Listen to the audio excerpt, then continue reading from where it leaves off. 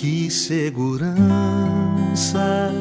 sou de Jesus, eu já desfruto. Boa noite, irmãos. Quero agradecer aí ao Vando e à mocidade pelo convite, né, de trazer uma palavra para vocês hoje, para esse encontro de jovens e integração jovem, que acho que é o segundo ano, né, que vocês estão fazendo.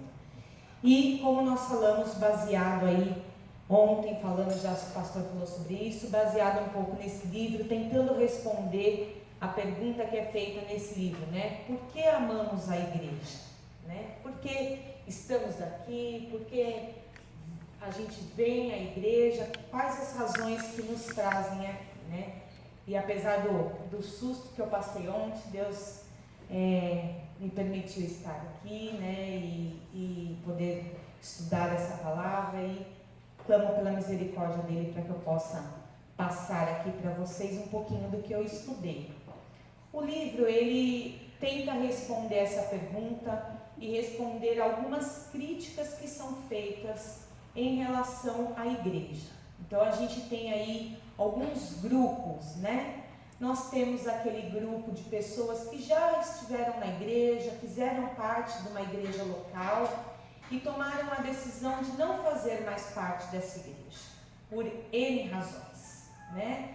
Nós temos também um grupo de pessoas que nunca participou de uma igreja, nunca esteve no corpo de uma igreja, nunca conviveu com pessoas dentro de uma igreja local e também, por N razões, decidem ter uma vida fora da igreja.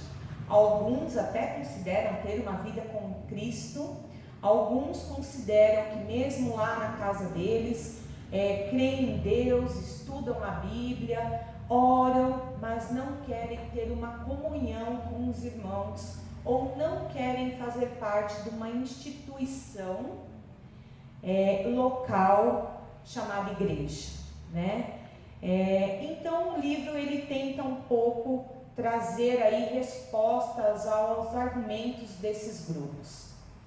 Ontem nós lemos lá em Efésios, agora não lembro se nós lemos ou só se foi comentado aqui, Efésios 3, de 8 a 10, eu vou ler aqui rapidamente. A mim, o mínimo de todos os santos, me foi dada pela graça de anunciar entre os gentios, por meio do Evangelho, as riquezas incompreensíveis de Cristo, e demonstrar a todos qual seja a dispensação do ministério, que desde os séculos esteve oculto em Deus que tudo criou, para que agora, por meio da igreja, a multiforme sabedoria de Deus seja conhecida dos principados e potestades nos céus. Por meio de quem?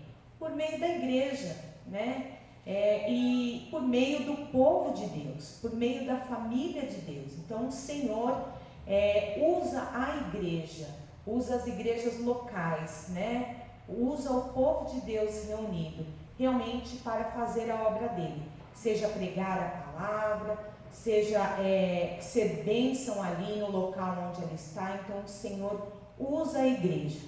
Então aí a gente já tem uma resposta, que o pastor ontem até falou sobre isso, a relevância da igreja, né? E a gente entende o quanto a igreja local ela é importante.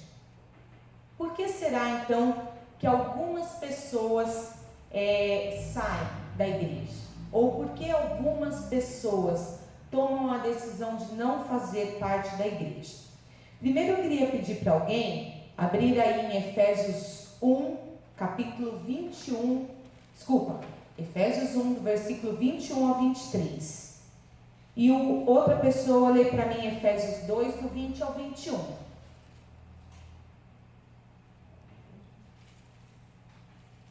Acima de todo principado e potestade, e poder e domínio, e de todo nome que se possa referir, não só no presente século, mas também no vindouro. E pôs todas as coisas debaixo dos pés, e, para ser o cabeça sobre todas as coisas, o deu à igreja, o qual é o seu corpo, a plenitude daquele que a tudo enche em todas as coisas. Quem é o cabeça? E quem é o corpo? Igreja, né? Então nós somos o corpo. Tem como um corpo andar por aí sem cabeça? Ou tem a cabeça como andar sem o corpo, né? Fazendo essa analogia ao corpo humano. Então o Senhor usa a igreja para fazer a obra dele, né? Então aqui, vendo a igreja como um corpo de Cristo, né? E o capítulo 2, versículo 20 a 21. Edificado sobre o fundamento dos apóstolos e profetas, sendo ele mesmo, Cristo Jesus, a pedra angular, no qual todo edifício, bem ajustado, cresce para santuário dedicado ao Senhor. E aqui fazendo uma analogia a um edifício. O corpo, ele é formado de um membro só? Não. Cristo é a cabeça, mas o corpo tem vários membros. E num edifício, tem como se fazer um edifício com uma única pedra? Não. O edifício aqui, ele é fundamentado na pedra angular, que é Cristo. Mas o resto do edifício é formado por vários tijolos, né? Quem seriam esses tijolos? Somos nós, né? Então, o Senhor usa os membros, usa as peças, usa os tijolos aí de um edifício para fazer a obra dele. E nós somos esse corpo, nós temos o grande privilégio de fazer parte desse corpo, o grande privilégio de fazer parte desse edifício, assim como está escrito lá em Efésios 2,19, assim que já não sois estrangeiros nem forasteiros, mas concidadãos dos santos e da família de Deus. E esse é um privilégio, irmãos, que nós temos, né? Mesmo com tantos argumentos que algumas pessoas possam trazer, nós temos o privilégio, temos que ser muito gratos a Deus, dele nos dar a bênção de fazer parte da família de Deus, congregarmos como família de Deus e como irmãos. E a nossa família, ela é perfeita? O que tem lá na nossa família? Tem aquela pessoa que de vez em quando acorda mal-humorada, que não está com vontade de conversar. Tem outros que já acordam agitados e esquece que o outro quer ficar quieto, né? Que mais? Tem aquele que é mais irritado, né? Ou aquele que fala muito, aquele que é mais quieto. Cada membro do corpo, ele tem o quê? Uma função diferente. Eles são usados, os membros são usados nas suas funções diferentes. Se todos os membros, os órgãos do nosso corpo fosse igual, né? Como seria o funcionamento disso? Né? Então, cada membro tem a sua função, cada órgão tem a sua função. Consequentemente, um formato diferente, uma característica diferente, funciona num tempo diferente. Uns batem mais forte, o outro funciona mais devagar, leva um tempo para processar o alimento, né? Dependendo, não é assim?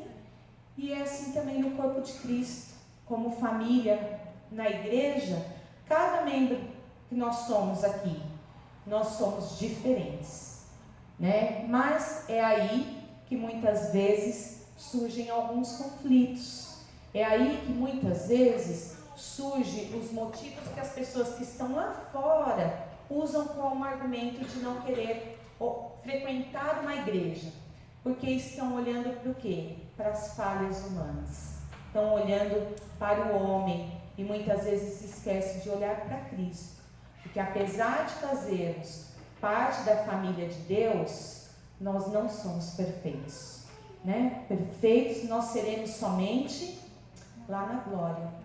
Aqui estamos todos precisando de manutenção o tempo todo, assim como um edifício, assim como um corpo, de vez em quando dá uns piripaques, que nem no meu deu ontem, né? Mas a gente precisa ir lá toda hora, tá fazendo uma manutenção. Na casa da gente também não é assim? quebra toda hora uma coisa e a gente precisa ir lá e fazer uma manutenção.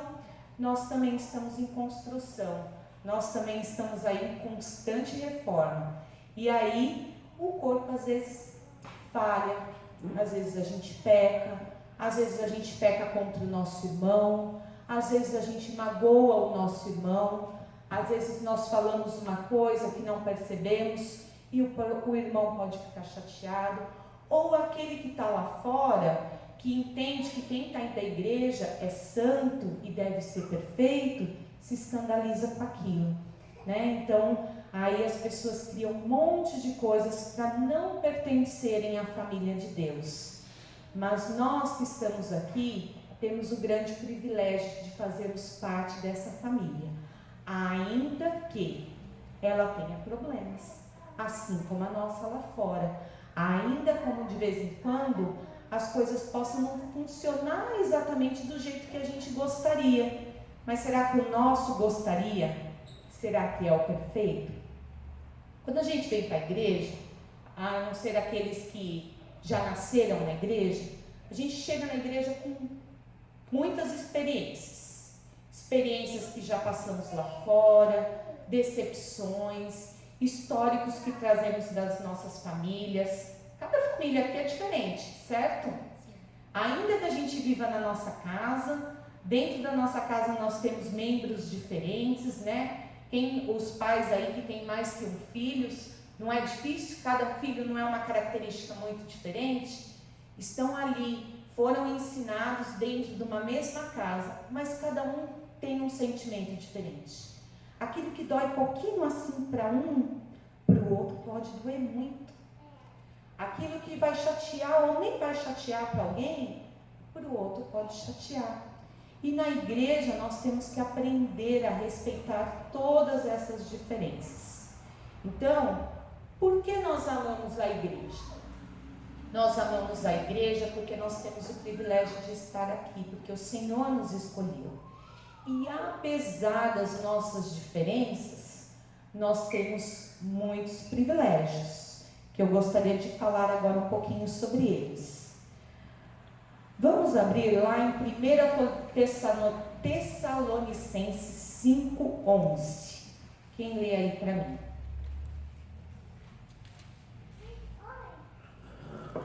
Consolai-vos, pois, uns aos outros e edificai-vos reciprocamente, como também estáis fazendo. Dá para a gente se consolar sozinho? O Senhor consola. É óbvio que o Senhor consola, né? Mas o Senhor também usa filhos dele para nos consolar.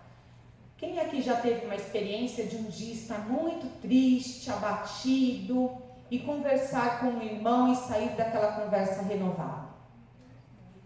Quantas vezes, né? Quantas vezes a gente vem para a igreja meio desanimado, meio abatido, meio cansado, ou chateado com qualquer situação, e aí nós somos fortalecidos numa conversa com o irmão, através de uma oração, e nós nos sentimos renovados. O Senhor, Ele faz a obra dele, e às vezes essa obra é feita usando o outro filho dele para nos abençoar. Então, esse é um grande privilégio. Em João 13:34, quem lê aí para mim?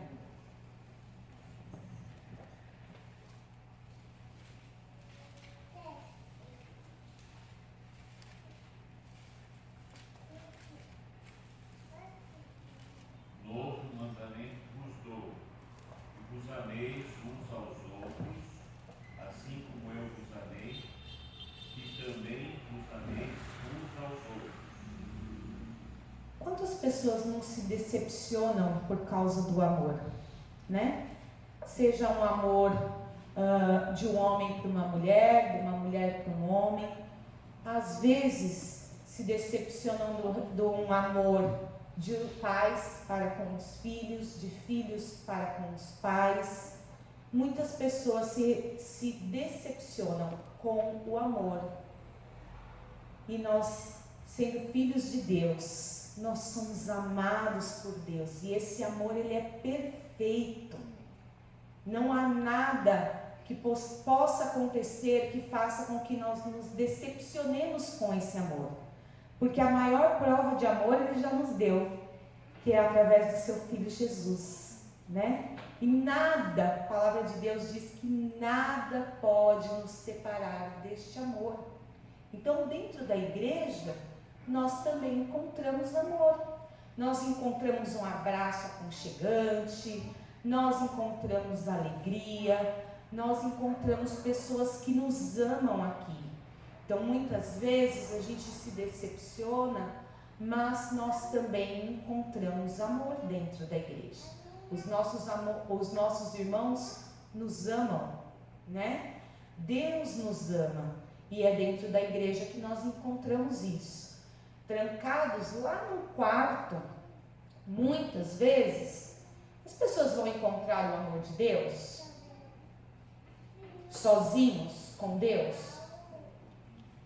Sim, eles vão, né? Porque Deus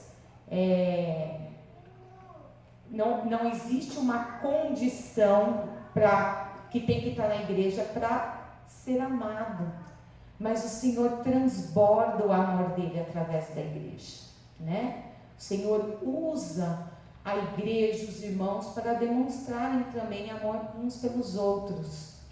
Na igreja, nós também temos a oportunidade de dividir as nossas cargas, as nossas dificuldades e compartilhar com os nossos irmãos aquilo que nós temos passando.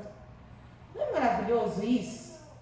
Não é muito bom a gente poder dizer para alguém as dificuldades que a gente está passando e poder confiar nessa pessoa, orar e assim dividir as cargas? Vamos ver o que fala lá em Gálatas 6:2.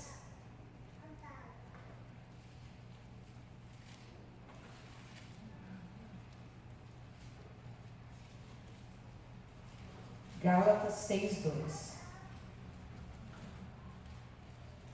Quem quiser pode ler.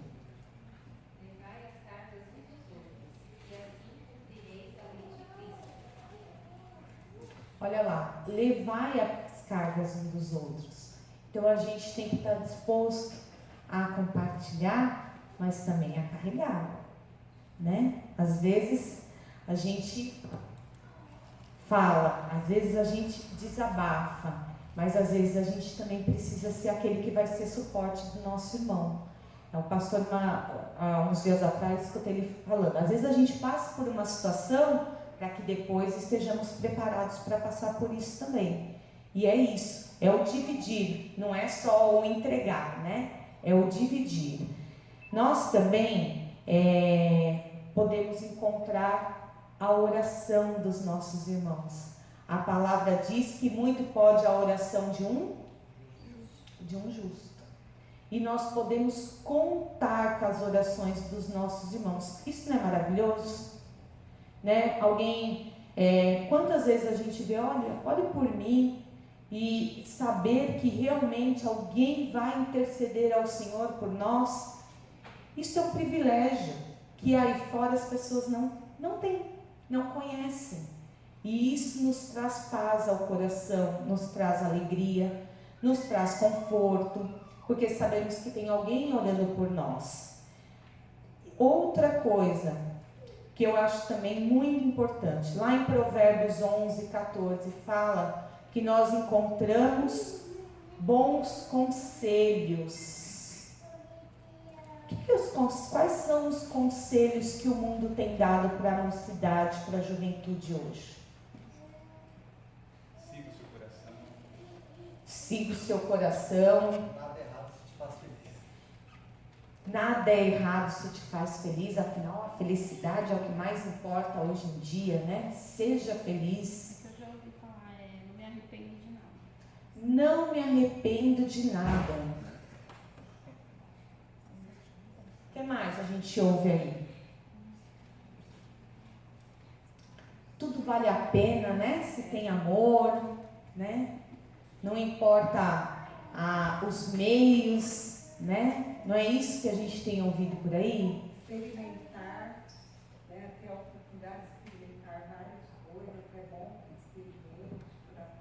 muitas experiências. Conselhos sobre o casamento, como é que tem sido hoje? Não deu certo, separa. Vai ser feliz. Se virar amizade, separa. Isso eu não tinha ouvido ainda. Se virou amizade, separa.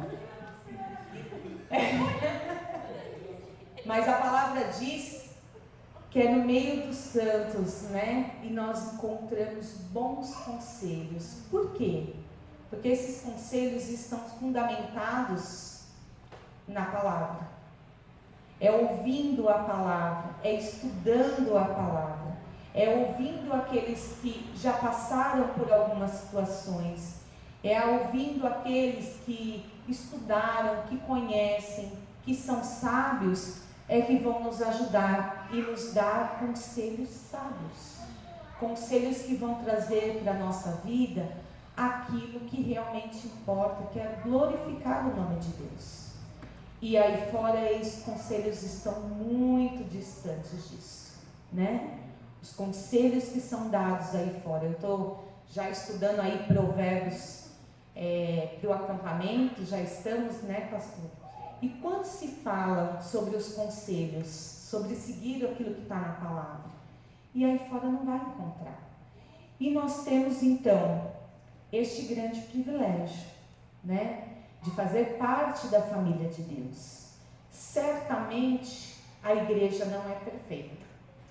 A gente não pode tampar o sol com a peneira e dizer que é perfeita, e ela não é, porque a igreja é feita de pessoas pecadoras. Nós somos pecadores e estamos sempre, como eu disse, em manutenção, né? Lá na eternidade, tudo que às vezes nos atrapalha aqui. Mas o que foi mesmo que o Guilherme leu e o que foi mesmo que a gente cantou? Que nós temos um só Deus, um só amor, né? Uma só fé, um só Salvador. Apesar de todas as nossas diferenças, apesar de todas as nossas preferências por características, nós somos diferentes, mas temos um único objetivo, um único Deus que nos faz únicos, uma única família. Mas cada uma dessas características vão ser trabalhadas para a honra e glória do nosso Senhor, para que possamos abençoar a vida do nosso irmão. Às vezes aquele que fala mais, né, que é mais falante, vai ser usado para a bênção do Senhor, para a glória do Senhor. Aquele talvez que é mais quieto, também vai ser usado para a glória do Senhor, porque vai ter mais o ouvido mais aguçado para ouvir cada uma das suas características, vai ser usado para a glória do Senhor. É claro que algumas características nós sabemos que precisamos mudar, né? Algumas características em nós são características que não glorificam ao Senhor. Algumas características são características que são pecados, né? E aí não dá pra gente fazer como lá, eu nasci assim, né? Não. Nós temos que ser transformados. E é somente a misericórdia do Senhor que vai transformar as nossas vidas. Mas o que nós não podemos deixar é que por conta de algo que nos aconteça ou algo que nos agrade, isso servir de motivo para nos separar de estarmos no corpo de Cristo. Porque a vontade do Senhor é que vivamos em comunhão. A vontade do Senhor é que vivamos em igreja, um ajudando o outro, né? Aqui o Guilherme leu lá no comecinho. Deixa eu ver aqui. Eu fechei todo o livro errado. Rogo-vos, pois eu, o preso do Senhor, que andeis como é digno de vocação, como fosse chamados, com toda humildade e mansidão, com longanimidade, suportando-vos uns aos outros em amor, procurando guardar a unidade do Espírito pelo vínculo da paz. Ô Gui, lê o seu versículo 3 aí, a sua tradução para mim. Esforçando-vos diligentemente por preservar a unidade do Espírito no vínculo da paz. Como é que é mesmo? Esforçando-vos diligentemente. É algo simples? É algo simples guardar a unidade do corpo? Por quê? Demanda humildade, demanda mansidão, demanda longanimidade, demanda o suportando, e o suportando é o suportar, é o carregar, é o ser suporte para o outro, né? E aí diz que a gente tem que se esforçar diligentemente, porque essas coisas, elas são trabalhadas na nossa vida, né?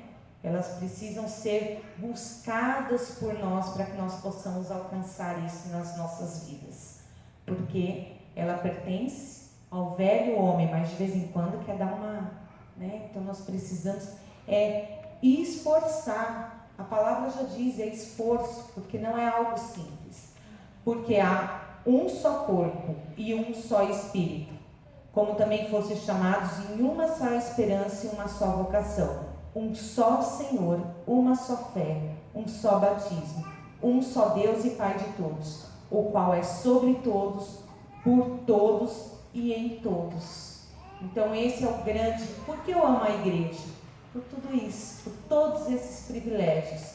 E apesar de não sermos uma família perfeita, nós somos uma família amada por Deus. E certamente o amor do Senhor está no nosso meio, cuidando das nossas vidas, transformando as nossas vidas, cuidando das nossas famílias, nos fazendo ser bênçãos uns nas vidas dos outros.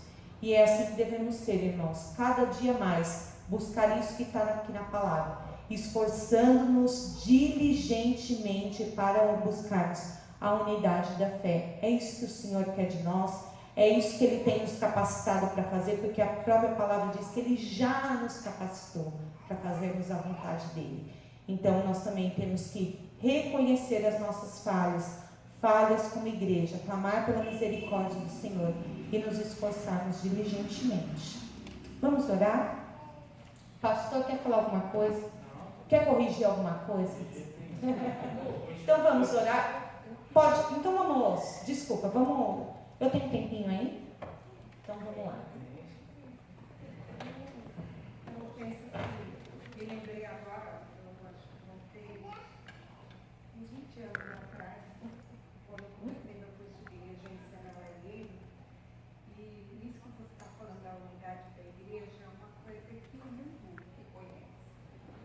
Porque o meu professor de regência não era cristão, aliás, ele era católico de formação, romano, na verdade, católico, ele era romano, e ele dizia assim, os coros, os evangélicos têm uma vantagem, porque vocês têm um objetivo no coro. O objetivo do coro dos evangélicos é adorar a Deus, é louvar a Deus. Os outros coros, aqui fica diluído e diversificado. Então, o mundo sabe que nós temos um objetivo, que nós somos únicos, que nós somos unidos. Talvez a gente precise resgatar isso.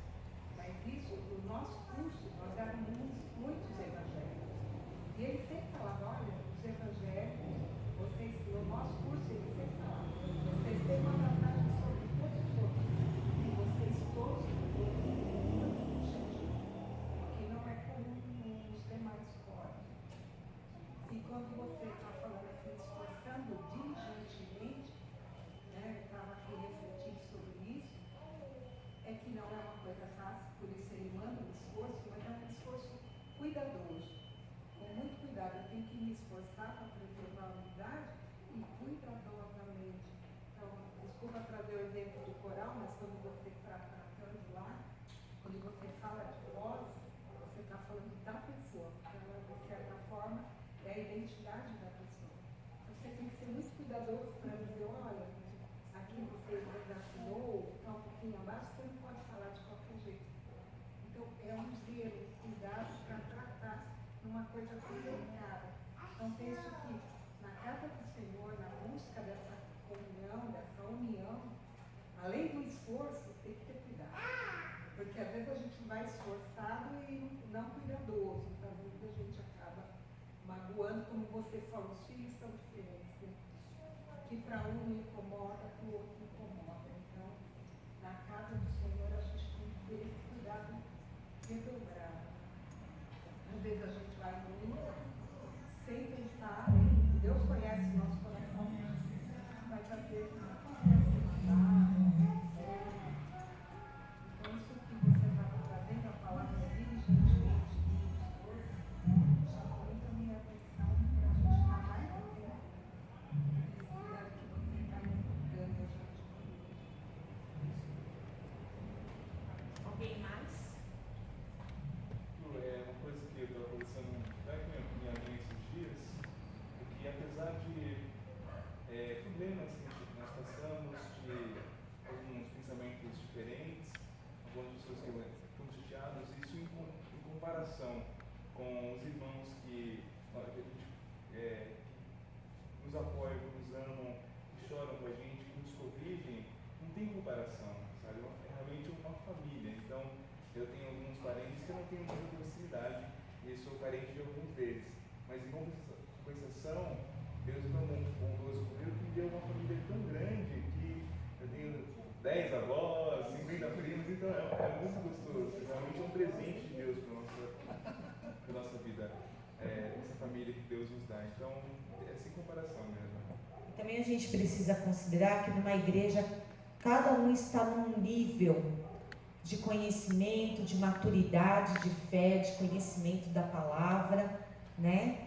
Então, é na igreja, inclusive, que a gente encontra maturidade, conhecimento da palavra, para deixar algumas coisas perdoar o nosso irmão e não carregar aquela mágoa, ou não levar isso tão a sério, né? Quando talvez o nosso irmão não é tão cuidadoso quanto deveria, usando ali um pouco da palavra de Elisa, mas aí a maturidade cristã vai trazendo isso. Então, isso também é uma coisa que a gente encontra na igreja, né? O ser amadurecido, o ser aperfeiçoado na palavra. E, consequentemente, isso nos traz uma sabedoria também maior para lidar com esses conflitos, com essas questões que possam acontecer, que pode aparecer certamente. Inclusive lá fora, no trabalho. Sem Dá dúvida. um estímulo pra gente. Sem dúvida. Mais alguém? Vamos orar então. Eu me lembrei de uma história do reverendo Canedes, quando ele era seminarista, ele testemunhou isso, né? Ele trabalhava de dia, estudava à noite, depois mudou o curso para o diurno mesmo. Mas ele trabalhava e o chefe dele era terrível, incomodava muito, tal, era pessoa agressiva. Aí ele orou e falou assim, ó, cuidado, me ajuda, se possível até troca esse chefe. E mudou o chefe. Ele falou, caramba, Deus foi maravilhoso comigo. Aí o novo chefe era pior que o anterior. Aí ele foi entender que aquilo era bom para o preparo dele. Então eu acho que vale a pena lembrar que nem sempre só aqueles relacionamentos agradáveis são os necessários. Aqueles que nem sempre são agradáveis fazem parte do nosso crescimento também. Acho que em toda situação, né? Qualquer lugar que a gente vá, nós vamos ter. E aí, eu acho que é uma questão, até que eu falei no início, cada um tem suas características. Vem de famílias diferentes, com culturas diferentes, histórias diferentes, com filtros diferentes, né? Então, ao longo da nossa vida, a gente vai ter alguns filtros e a gente vai encarando as situações de forma diferente. Isso baseado naquilo que a gente já passou, em experiências que a gente já passou. Então, de novo o exemplo da dor. Para alguns aquilo lá é besteira, qualquer coisa, não é besteira isso aí. Para outro, aquilo tem um significado muito grande, porque aquilo está baseado em algo que ela já passou, né? Então, e nós precisamos aprender a respeitar essas coisas também. E aí, essas características diferentes, às vezes, não batem, né? Mas não é por causa disso que vai justificar que eu tenha qualquer mágoa com o meu irmão ou um relacionamento ruim com ele, porque a palavra fala sobre o perdão, a palavra fala sobre o amar, a palavra fala sobre o suportar, então, e do ser aperfeiçoado. Eu acho que isso é o que mais, né, faz a diferença de realmente buscarmos e de reconhecermos as nossas falhas, né? Reconhecemos que essas características que trazemos muitas vezes não glorificam ao nosso Senhor, não glorificam o nome dele, não dão testemunho do nome dele e que precisam ser transformadas. Né? Pode acrescentar um pedacinho? Teoria bonita, a prática ela desnuda a realidade. Né? Então a gente fala que tem que trabalhar com as diferenças. Vamos levar isso para a prática. Às vezes até no ambiente de trabalho, na escola, na igreja, quem é o grupinho que você conversa? É só aquele que você gosta, que tem características parecidas com a sua, que não discorda de você, mas aí está totalmente contra respeitar as diferenças. Então, poxa, aquela pessoa nem conheço, mas não estou a fim de conhecer, precisa estar a fim de conhecer. Por quê? Para você ela é diferente e você é diferente para ela. Como é que diminui a diferença? Se conhecendo.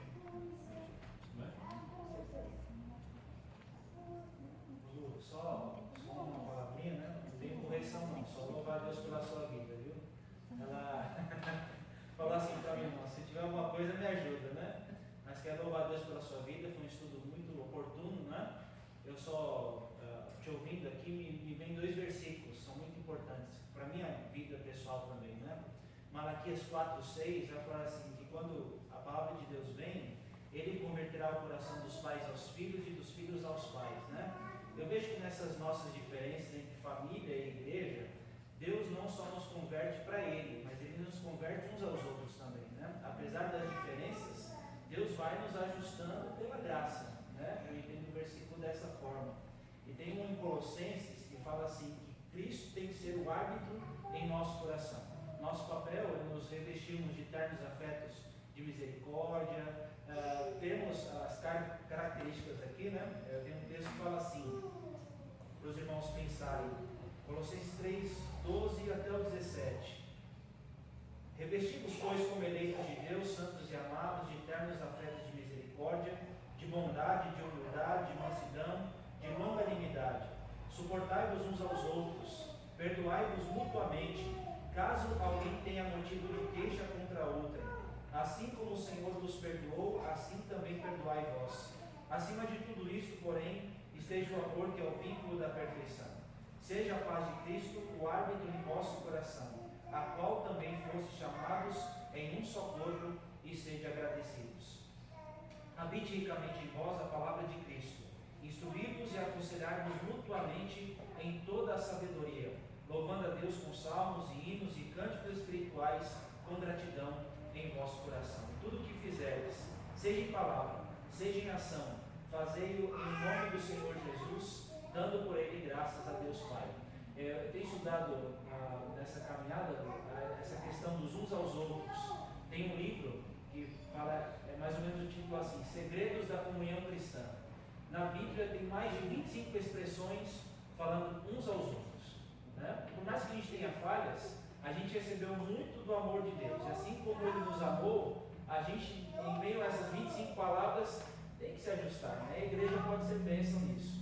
Amai-vos uns aos outros, perdoai-vos uns aos outros, confessai os pecados uns dos outros, né? Suportai-vos uns aos outros, tem muita coisa, né? Eu creio que Deus na graça, quando Cristo é o juiz, Ele direciona, eu creio que muita coisa pode ser bênção, né? Nós temos as nossas falhas.